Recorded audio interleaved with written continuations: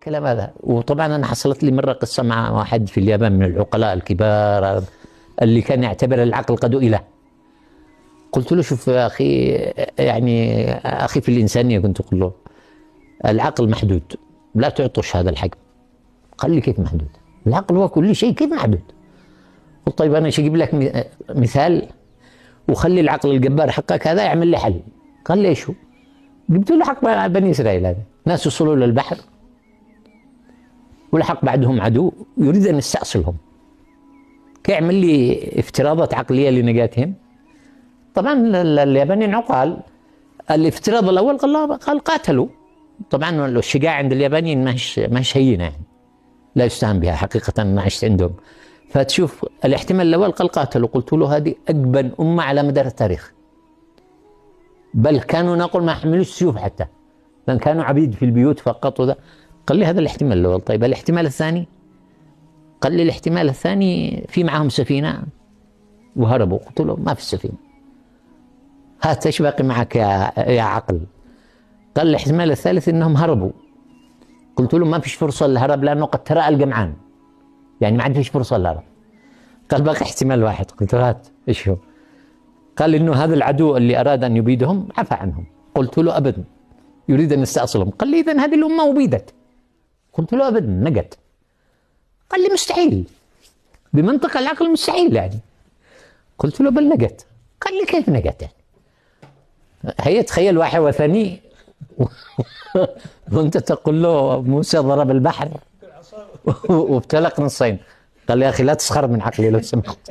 تخيل العقل الجبار هذا في تلك البلد مش قادر يقبل مسألة مثل هذه. يا أبناء الإيمان نعمة، الإيمان نعمة بس ما ثمناش وإلا فهو نعمة عجيبة. قال لي كيف؟ قلت له ضرب البحر وافتلق البحر نصين، والله زاد عمل لهم زفلت لهم القاع كمان.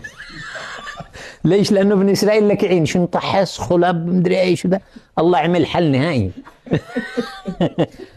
قال لي شوف يا اخي، لا تسخر من عقلي لو سمحت. قلت له والله براحتك يعني، لكن اللي حصل هكذا.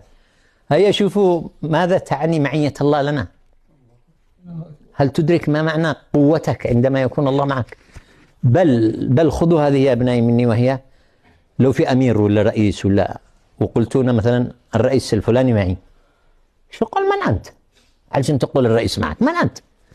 ولا لا؟ لكن ان تقول انا مع الرئيس مقبوله. طيب تصور الله منحك الحق تقول الله معي، ما تقولش انا معه.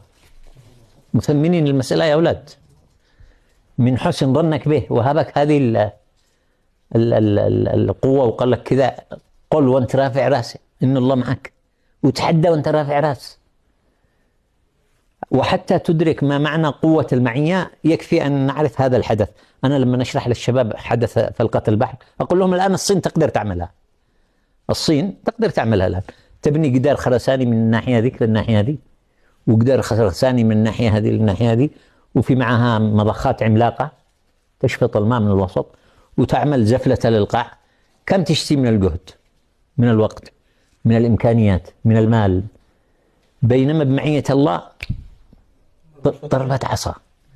تدركوا ايش معنى قوة ان الله معك؟ ولذلك انا اقول